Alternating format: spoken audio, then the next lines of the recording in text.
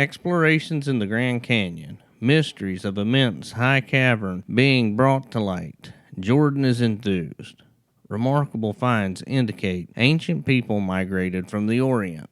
The latest news of the progress of the explorations of what is now regarded by scientists as not only the oldest archaeological discovery in the United States, but one of the most valuable in the world, which was mentioned some time ago in the Gazette, was brought to the city yesterday by G.E. Kinkaid, the explorer who found the great underground citadel of the Grand Canyon during a trip from Green River, Wyoming down the Colorado in a wooden boat to Yuma several months ago.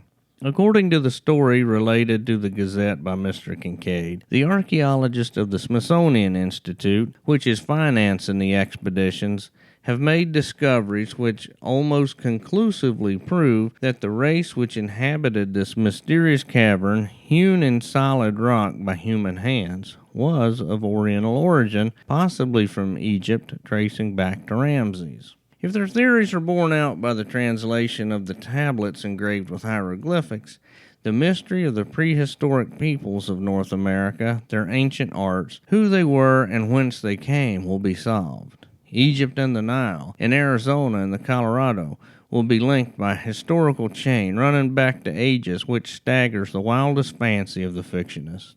A thorough examination.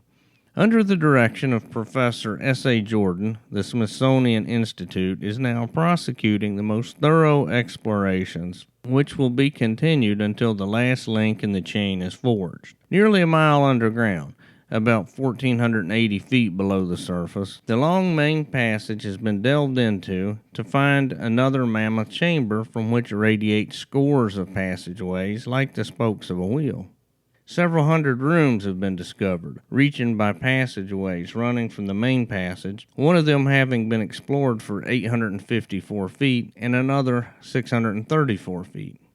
The recent finds include articles which have never been known as native to this country, and doubtless they have their origin in the Orient. War weapons, copper instruments, sharp-edged and hard as steel, indicate the high state of civilization reached by these strange people. So interested have the scientists become that preparations are being made to equip the camp for extensive studies, and the force will be increased to 30 or 40 persons. Mr. Kinkaid's report. Mr. Kinkaid was the first white child born in Idaho and has been an explorer and hunter all his life, 30 years having been in the service of the Smithsonian Institute. Even briefly recounted, his story sounds fabulous, almost grotesque. First, I would impress that the cavern is nearly inaccessible. The entrance is 1,486 feet down the sheer canyon wall. It's located on government land, and no visitor will be allowed there under penalty of trespass. The scientists wish to work unmolested without the fear of archaeological discoveries being disturbed by curio or relic hunters. A trip there would be fruitless, and the visitor would be sent on his way. The story of how I found the cavern has been related, but in a paragraph. I was journeying down the Colorado River in a boat, alone, looking for mineral. Some 42 miles up the river from El Tovar Crystal Canyon, I saw on the east wall stains in the sedimentary formation about 2,000 feet above the riverbed. There was no trail to this point, but I finally reached it with great difficulty. Above a shelf, which hid from view the river, was the mouth of a cave. There are steps leading from this entrance some 30 yards to what was, at the time the cavern was inhabited, the level of the water. When I saw the chisel marks on the wall inside the entrance, I became interested, securing my gun, and I went in. During the trip, I went back several hundred feet along the main passage till I came to the crypt in which I discovered the mummies. One of these I stood up and photographed by flashlight. I gathered a number of relics, which I carried down the Colorado to Yuma, from whence I shipped them to Washington with details of the discovery. Following this, the explorations were undertaken. The passages. The main passageway is about 12 feet wide, narrowing to 9 feet toward the farther end. About 57 feet from the entrance, the first side passages branch off to the right and left, along which, on both sides, are a number of rooms about the size of ordinary living rooms of today, though some are 30 by 40 feet square. These are entered by oval-shaped doors and are ventilated by round air spaces through the walls of the passages. The walls are about 3 feet 6 inches in thickness. The passages are chiseled or hewn as straight as could be laid out by an engineer. The ceilings of many of the rooms converge to a center. The side passages near the entrance run at a sharp angle from the main hall, but toward the rear they gradually reach a right angle in direction. The shrine. Over 100 feet from the entrance is the cross hall, several hundred feet long, in which are found the idol or image of the people's god, sitting cross-legged, with a lotus flower or lily in each hand. The cast of the face is oriental, and the carving this cavern. The idol almost resembles Buddha, though the scientists are not certain as to what religious worship it represents. Taking into consideration everything found thus far, it's possible that this worship most resembles the ancient people of Tibet.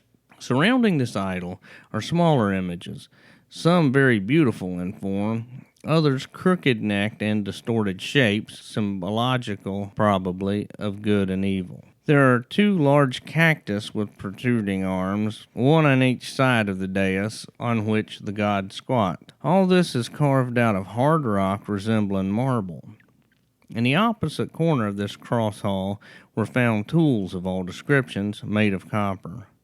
These people undoubtedly knew the lost art of hardening this material, which has been sought by chemicals for centuries without result. On a bench running around the workroom, there was some charcoal and other material probably used in the process. There's also slag and stuff similar to mat, showing that these ancients smelted ores, but so far no trace of where or how this was done has been discovered, nor the origin of the ore. Among the other finds are vases or urns and cups of copper and gold made very artistic in design. The pottery work includes enameled ware and glazed vessels. Another passageway leads to granaries such as are found in Oriental temples. They contain seeds of various kinds. One very large storehouse has not yet been entered, as it is 12 feet high and can be reached only from above. 2 copper hooks extend on the edge, which indicates that some sort of ladder was attached. These granaries are rounded, as the materials of which they are constructed, I think, is a very hard cement. A gray metal is also found in this cavern, which puzzles the scientists, for its identity has not been established. It resembles platinum. Strewn promiscuously over the floor everywhere are what people call cat's eyes, a yellow stone of no great value. Each one is engraved with the head of the Malay type. The hieroglyphics. On all the urns, or walls over the doorways, and tablets of stone which were found by the image are the mysterious hieroglyphics, the key to which the Smithsonian Institute hopes yet to discover. The engraving on the tables probably has something to do with the religion of the people. Similar hieroglyphics have been found in southern Arizona. Among the pictorial writings, only 2 animals are found, one of the prehistoric type. The crypt. The tomb or crypt in which the mummies were found is one of the largest of the chambers, the walls slanting back at an angle of about 35 degrees. On these are tiers of mummies, each one occupying a separate hewn shelf. At the head of each is a small bench on which is found copper cups and pieces of broken swords. Some of the mummies are covered with clay, and all are wrapped in a bark fabric. The urns or cups on the lower tiers are crude, while as the higher shelves are reached, the urns are finer in design, showing a later stage of civilization. It's worthy of note that all the mummies examined so far have proved to be male, no children or females being buried here. This leads to the belief that this exterior section was the warriors' barracks. Among the discoveries, no bones of animals have been found, no skins, no clothing, no bedding. Many of the rooms are bare, but for water vessels. One room, about 40 by 700 feet, was probably the main dining hall, for cooking utensils are found here. What these people lived on is a problem, though it is presumed that they came south in the winter and farmed in the valleys, going back north in the summer. Upwards of 50,000 people could have lived in the caverns comfortably.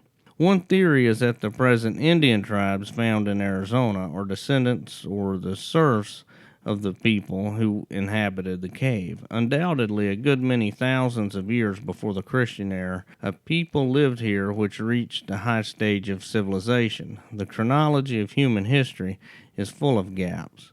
Professor Jordan is much enthused over the discoveries and believes that the find will prove of incalculable value in archaeological work.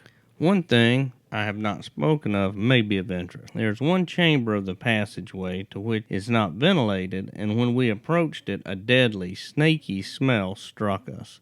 Our light would not penetrate the gloom, and until stronger ones are available, we will not know what the chamber contains. Some say snakes, but others boo-hoo this idea and think it may contain a deadly gas or chemicals used by the ancients. No sounds are heard, but it smells snaky just the same. The whole underground installation gives one of shaky nerves the creeps. The gloom is like a weight on one's shoulders, and our flashlights and candles only make the darkness blacker. Imagination can revel in conjectures and ungodly daydreams back through the ages that have elapsed till the mind reels dizzily in space. An Indian legend. In connection with this story, it is notable that among the Hopi Indians, the tradition is told that their ancestors once lived in an underworld in Grand Canyon till the dissension arose between the good and the bad, the people of one heart and the people of two hearts. Machado, who was their chief, counseled them to leave the underworld, but there was no way out. The chief then caused a tree to grow up and pierce the roof of the underworld, and then the people on one heart climbed out. They tarried at Red River, which is the Colorado, and grew grain and corn. They sent out a message to the Temple of the Sun, asking the blessing of peace, goodwill, and rain for the people of one heart. That messenger has never returned, but today the Hopi villages at sundown can be seen, the old men of the tribe on the housetops gazing toward the sun looking for their messenger. When he returns, their lands and ancient dwelling place will be restored to them. That is the tradition. Among the engravings of the animals in the cave is seen the image of a heart over the spot where it is located. The legend was learned by W. E. Rollins, the artist, during years spent with the Hopi Indians. There are two theories of the origins of the Egyptians. One is that they came from Asia. Another is that the racial cradle was in the Upper Nile region. Hearing, an Egyptologist believed in the Indian origin of the Egyptians. The discoveries in the Grand Canyon may throw further light on human evolution and prehistoric ages.